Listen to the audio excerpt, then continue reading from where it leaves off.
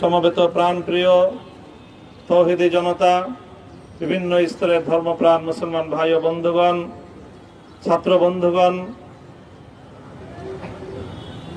এবং প্রিয় এলাকাবাসী, আল্লাহ পাক রব্বুল আলামিনের শুকরিয়া আদায় করি। আল্লাহর দ্বীনের কথা বলার অপরাধে, আল্লাহর দ্বীনের বিজয়ের ঝান্ডা এবং কেতন উড্ডীন করার প্রত্যয় ব্যক্ত করার অপরাধে, আল্লাহর জমিনে আল্লাহর দ্বীন প্রতিষ্ঠার আন্দোলনের অপরাধে আমরা অনেক ভাই কারারুদ্ধ হয়েছিলাম।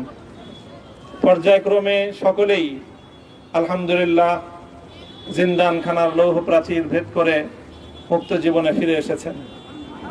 সর্বশেষ আজ আমার মুক্তির মধ্য দিয়ে 2021 সালে হেফাজতে ইসলাম বাংলাদেশ এবং এদেশের আলেম সমাজের উপর ইতিহাসের অন্যতম এক গভীর ষড়যন্ত্র এবং চক্রান্ত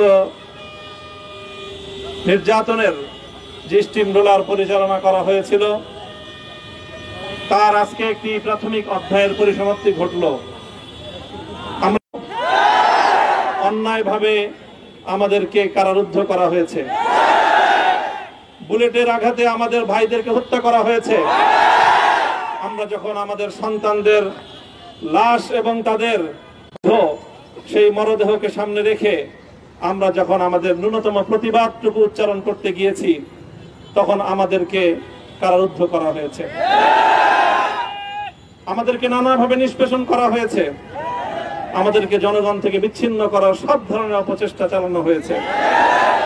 আমি আজ এই মুহূর্তে আমার এই মুক্তি উপলক্ষে আমি বলতে চাই, আমাদের উপর জুলুম করা হয়েছে, এটাকে আমরা সহ্য করে নিলাম। আমাদের ভাইদেরকে হত্যা করা হয়েছে, সেটাও সহ্য করে নিলাম। আমরা আমার সন্তানের লাশ কাঁধে তুলে নিয়েছি, সেটাকেও আমি হাসি মুখে বরণ করে নিলাম। আমাদেরকে অপমান এবং লাঞ্ছনার সব ধরনের ষড়যন্ত্রের সম্মুখীন হতে হয়েছে, সেটাও আমরা হাসি মুখে বরণ করে নিয়েছি। কিন্তু আল্লাহর জমিনে আল্লাহ এবং তার রাসূলের কোনো অসম্মান এক মুহূর্তের জন্য আমরা বরদাস্ত করে নেব না। আমরা আমাদের সর্বোচ্চ ত্যাগ এবং কোরবানি স্বীকার করতে প্রস্তুত রয়েছি, জীবন দিতে প্রস্তুত রয়েছি। আল্লাহর জমিনে আল্লাহর দ্বীনের ঝান্ডা সমুন্নত করেই আমাদের যাত্রা থামবে ইনশাআল্লাহ। হয়তো শাহাদাত, নয়তো খেলাফত ইনশাআল্লাহ।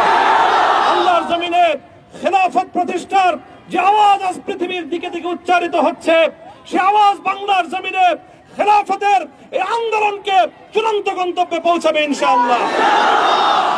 আমি বাংলাদেশের আলেম সমাজ, হেফাজতে ইসলাম বাংলাদেশ সহ বাংলাদেশ খেলাফত মজলিস সহ সকল ভ্রাতৃপ্রতিম সংগঠন, সকল ধর্মপ্রাণ ইসলামপন্থী বিভিন্ন ছোটখাটো মতভেদ, মতবিরোধ, মত পার্থক্যের ঊর্ধ্বে উঠে যারা এলায়ে কালিমাতুল্লাহর এই এক বাণীতে বিশ্বাসী, আল্লাহর জমিনে আল্লাহর দ্বীন কায়েম করতে চাই, আমাদের তাআলাউ ইলা কালিমাতিন সাওয়াইন বাইনানা ওয়া বাইনাকুম এই এক মন্ত্রে উজ্জীবিত হয়ে আল্লাহর দ্বীনের ঝান্ডা সমুন্নত করবার এই আন্দোলন এবং সংগ্রামে আমি নিজেকে উৎসর্গ করার ঘোষণা করছি।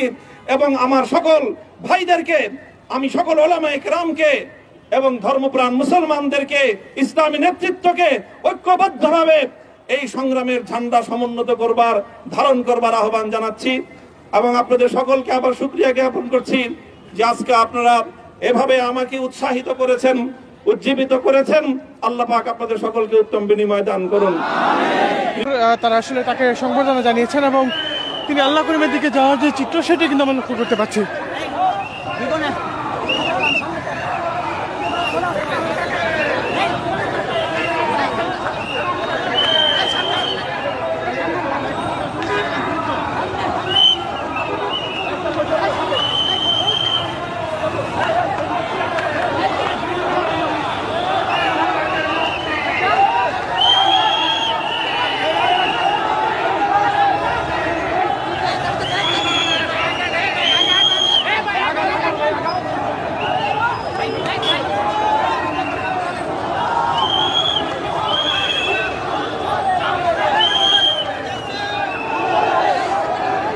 যে বিষয়টি যদি বলে রাখি যে 40টির মতো মামলা তার বিরুদ্ধে ছিল এবং প্রত্যেকটি মামলাতেই তার জামিন মেলায় আসলে তিনি আজকে কারামুক্ত হচ্ছেন। তবে একটি বিষয় যে গতকাল থেকে একটি বিষয় শোনা যাচ্ছিল যে তিনি আসলে গতকাল রাতে আসলে কারামুক্ত হবেন, কিন্তু সেটি আসলে হয়ে ওঠেনি। তবে আজকে সকাল বেলা 11টার দিকে তাকে কারামুক্ত করা হয়।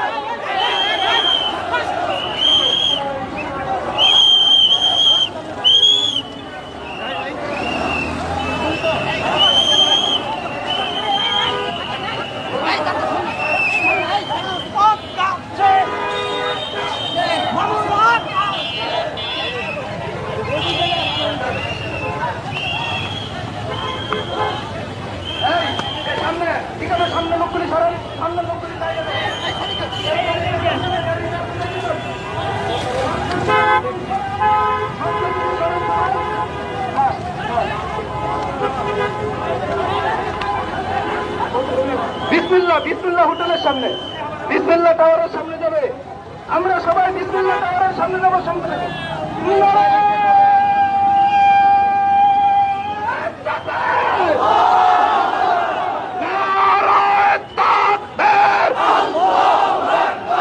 মামুনুল হক আসছে,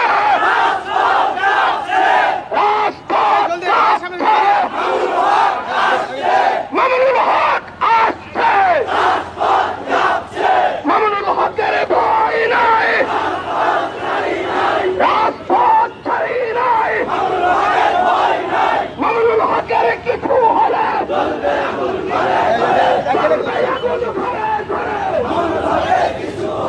মামুনুল হকের ভয় নাই,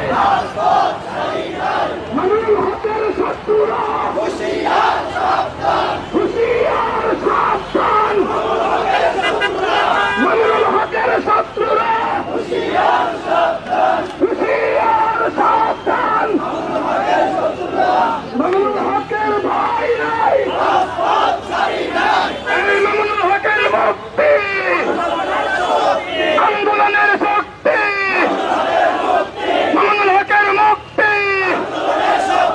আন্দোলনের শক্তি, মামুনুল হকের মুক্তি, আন্দোলনের শক্তি, এই নেতা মোদের আপুসীন, নেতা থাকুন দীর্ঘদিন, নেতা মোদের আপুসীন, নেতা থাকুন দীর্ঘদিন, নেতা মোদের আপুসীন, নেতা থাকুন দীর্ঘদিন, মামুনুল হকের আগমন যুব মজলিসের পক্ষ থেকে, মজলিসের পক্ষ থেকে রাস্তায় দাঁড়ানো